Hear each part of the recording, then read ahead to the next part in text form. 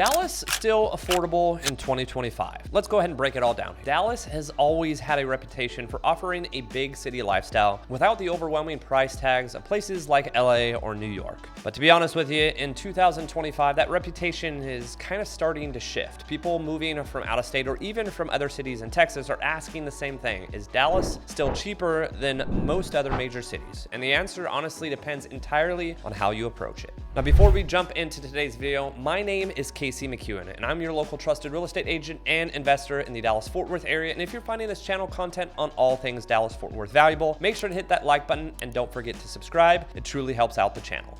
Now, the real estate market here, we're talking about August/September of 2025. In Dallas, it's still growing, but it's not what it was just 5 years ago. Now, the median home price now sits between $430,000 to $470,000, depending kind of on where you're looking specifically in Dallas. Now, that certainly can be intimidating for many buyers, especially first-time home buyers, but that number doesn't tell the full story here. Now, if you're flexible with location and willing to look beyond the specific city of Dallas or just specifically the city center, opportunities still exist. Now, suburbs and outer ring areas like Kaufman, Forney, Princeton, and parts of Denton County are seeing an uptick in development, offering homes at more accessible price points than certainly the city of Dallas can as we speak. Now, what's happening is what real estate analysts call the donut effect, where central areas become increasingly expensive, pushing buyers outward in search of value. Now, as Dallas continues to expand, developers are targeting these emerging markets to keep up with demand. And those areas still provide access to good schools, developing infrastructure, and still, yes, affordable entry points for home ownership. Now, to be honest with you guys, I am not native to Dallas. I'm not even a true Texas native. Now, I moved to Texas about 12 years ago, well before I even started in real estate, and Dallas specifically about 9 or 10 years ago, which is really when I jumped into real estate myself. So yes, I've really been able to see Dallas explode over the last decade, and I can tell you it was far more affordable 10 years ago.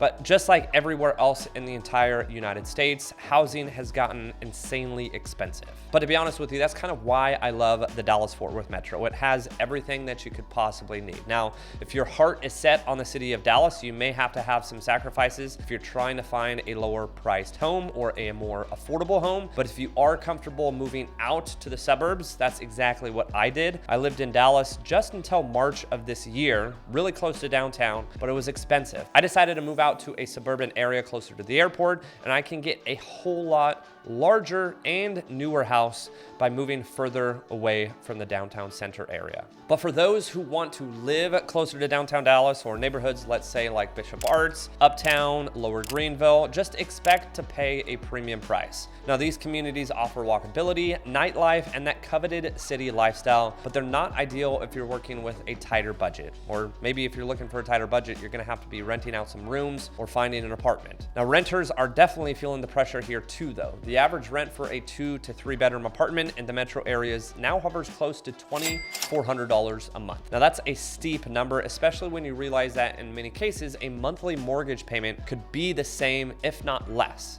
Now, with interest rates stabilizing, owning is still a great option. Now, one thing I can't guarantee you, but I have a strong understanding that it's likely going to happen, is that rates are likely going to fall as we grow closer to ending 2025 and moving forward into 2026. It's almost a guarantee that rates are going to fall further.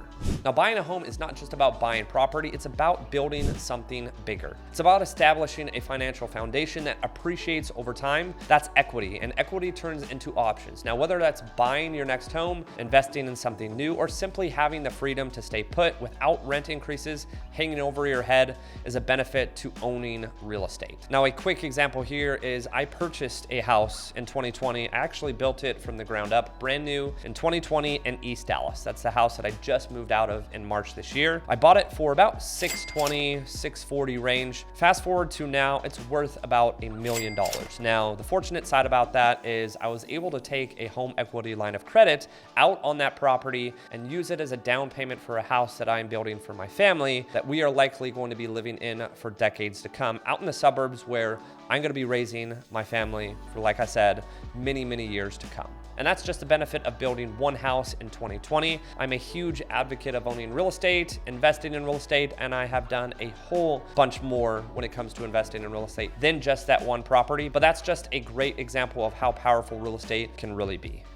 But let's get back to Dallas itself, and let's shed some light on some hidden costs of living in Dallas specifically. Now, for example, while Texas doesn't have a state income tax, property taxes can be notably higher to make up for it, often reaching anywhere from 2.5% to 3% of a home's assessed value annually. And then there's transportation. We all know, or you should know, that Dallas isn't known for its walkability. Unless you're living kind of in the areas that I just mentioned earlier, downtown, Oak Lawn, Deep Ellum, a car is essentially going to be a necessity, and that means gas, insurance, and maintenance.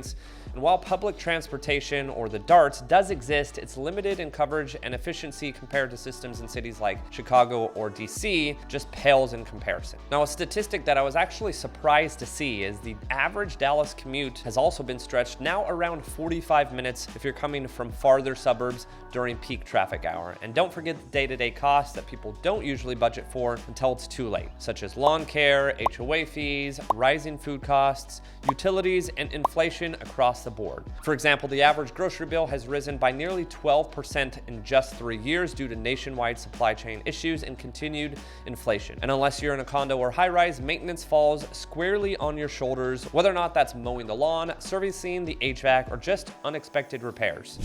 So is Dallas truly affordable? Well, the answer is yes, but definitely not for everyone and not in every area. The people who are still finding success in Dallas in 2025 are the ones who come in with a plan. That might mean targeting newly developed suburbs instead of trendy neighborhoods. It might mean opting for new construction to take advantage of builder incentives. And for investors, there's still opportunity, especially in multifamily housing, midterm rental markets, and areas close to major employers like Toyota in Plano or the growing tech hubs around Frisco. In fact, many strategic buyers are leveraging the equity from their current homes, just as I mentioned a second ago, to move up, selling at today's high values, then rolling that equity into more efficient or spacious new builds. These buyers are watching market trends, working with knowledgeable agents like myself, and thinking of 2 moves ahead instead of just 1. Now, whether or not you're buying your first home, trading up, looking to invest, the truth is Dallas is still a place where dreams can be built. Just use me as an example. 9 or 10 years ago, I was a high school teacher and not even a homeowner myself. Fortunately enough today, fast forward close to a decade, I am building a dream home for my family to live in for forever. Obviously, I'm a little partial to the Dallas-Fort Worth area. It has been an absolute dream to move here and call this my home. Now, if you are interested in calling the Dallas-Fort Worth area your home, or a place that you want to invest in, or maybe you're looking to relocate out of state and you need help selling your property, I would love to be able to be the realtor to assist you. All of my information is going to be in the comment section down below, as well as in the description. You can reach out to me via Instagram, you can shoot me a text on my direct cell, or just schedule a quick phone call or Zoom call. I would love to be able to help you with anything here real estate oriented. And as always, guys, I appreciate all the love and support. Make sure to like and subscribe. It truly does help. And stay tuned for next week's content.